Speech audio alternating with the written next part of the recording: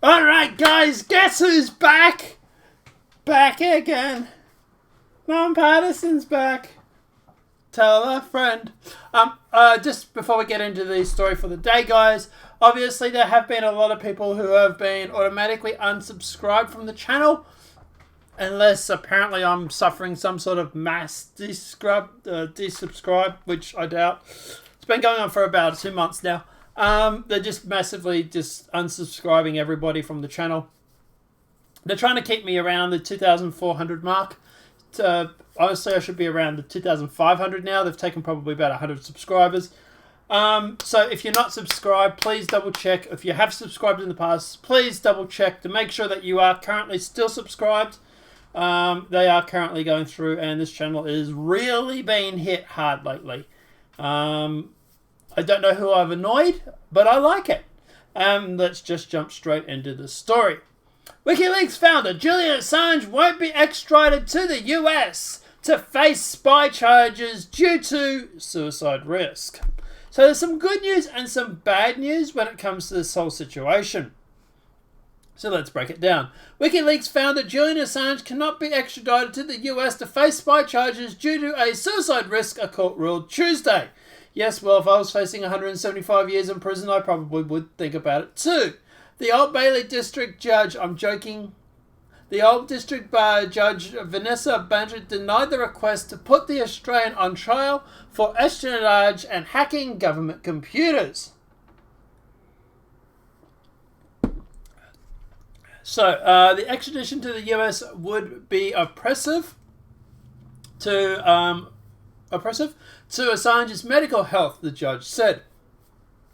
Assange, 49, could be released this week following the long-running legal battle with a bail application hearing to be held on Wednesday. He wiped his brow after this morning's decision and was announced while his fiancée, Steele Morris, I didn't know he had a fiancée, with whom he has 2 young sons, wept. She was embarrassed by Kristen Cunifert, WikiLeaks editor-in-chief, who sat next to her in court. She was embraced, sorry. Assange avoids extradition. So the US government is expected to appeal today's decision. Speaking outside the Old Bailey, Miss Morris said today's victory is the first step towards justice. But she said they were extremely concerned that the US authorities wanted to make him disappear in the deepest, darkest holes of the US prison system. She urged President Donald Trump to tear down these prison walls and to free Julian Assange, which I would actually support. Assange was accused of a plot to hack computers and a conspiracy to obtain a disclosed national defense information from the Afghan war and the Iraq war. So basically everything, just one thing I want to touch on here, everything that Assange has been charged with here, none of it has to do with Russia. None of it has to do with the 2016 election. This is all going back to the days where he managed to embarrass the Pentagon officials by going through and releasing classified information, or declassified, whatever it was, classified information that he obtained through a leak, which we believe was Chelsea Manning. I'm still going to say believe because I don't know if it's 100% confirmed or not.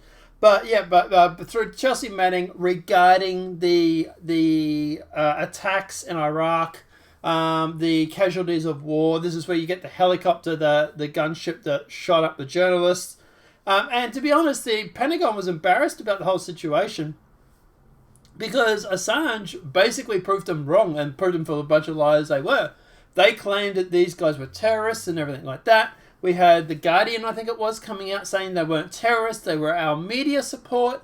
And then when Assange leaked the information and leaked the video showing it, it's understandable how the guys in the helicopter thought they were terrorists. You know, one of them's carrying something on his shoulder, stuff like that. Looks like a camera, but you could be mistaken for a RPG or something like that, sure. But the biggest damage done was the way that the helicopter pilot sounded. You know, he was like giddy with like anticipation about killing these people. So there was a lot of damage done to the military industrial complex from Assange's point of view. or from their point of view, by Assange leaking this information. And to be honest, I think this is more of an excuse to go after him because of Trump winning 2016. I don't think they can actually directly attack Assange for Trump winning 2016 and the leaks that happened regarding Hillary Clinton and stuff like that. So they're just trying to dig up dirt that they can. And they're like, well, okay, we can't get him on that. But in 2008 or whatever it was, or 2001, whatever it was, he went through and he leaked this information. And look, at the end of the day, could they put him through a kangaroo court? Sure, they probably would, yeah. But any fair trial, most of these 18 charges would be tossed out. There's only one where you could really make a case where he tried to access a computer system and tried to help Chelsea Manning crack a password. That's the only thing that is a legitimate complaint. And even that is dubious at best. But let's keep going. So, Assange was accused of a plot to hack computers and a conspiracy to obtain... Right. He was wanted for allegedly conspiring with Army intelligence analyst Chelsea Manning after WikiLeaks published hundreds of thousands of leaked documents in 2011 and 2012. The half a million secret files detailed aspects of military campaigns in Afghanistan and Iraq and cables about Guantanamo Bay. Notice they've stopped saying that he put people's lives at risk. Mainly because that was debunked. The US grand jury indicted him on 18 charges last year, including 17 under the Espionage Act. Yeah, going after a journalist because of the Espionage Act. Not scary whatsoever. If convicted, he would have held in isolation at the maximum security Supermax jail in Colorado. Described a fate worse than death by a former warden. I doubt that. He would have gone to Goodbye. Assange has been held in southeast London's Belmarsh prison for the past 19 months as he fought extradition to the US. He sat in a blue suit with crossed legs, clapped his hands, and filled with his ring today as his ruling was announced. Given her reason, the judge said the extradition should be barred if it's unjust or oppressive due to a person's health.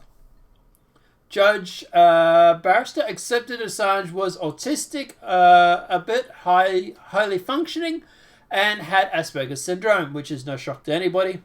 She said that a previous suicide attempt gives the overall impression of a depression and sometimes desperate man. The judge said, I am satisfied the procedures described by the US would not prevent Assange from finding a way to commit suicide. For this reason, I have decided extradition would be oppressive by reason of mental harm, and I order his discharge.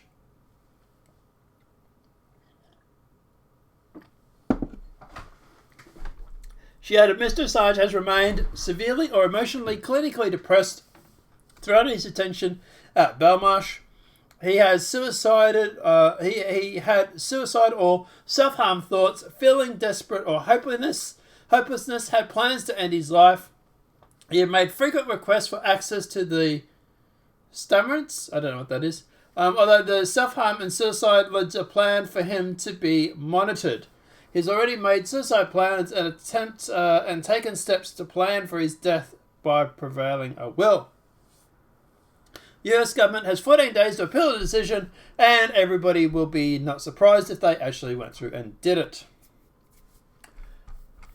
So at the end of the day, what's the view on this? Look, to be honest, it's a good thing that he's not obviously been extradited to the US. This does not clear up some of those concerns that he has. Would this stop the CIA from doing some sort of black bag kidnapping? Probably not. Although he is pretty high profile, so maybe. But at the end of the day, I would not put it past the US to try and get him in there regardless of this extradition. I don't think the US cares too much about extradition or a judge's ruling in the UK.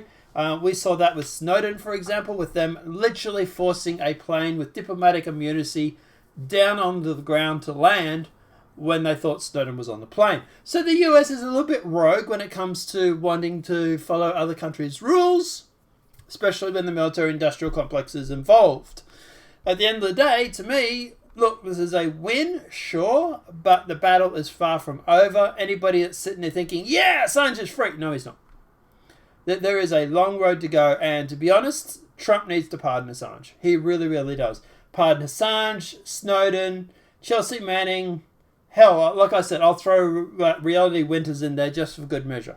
Right, at the end of the day, pardon them, and this will stop this whole situation once and for all. Maybe that's what Trump's going to announce on the 6th of January. We're not quite sure.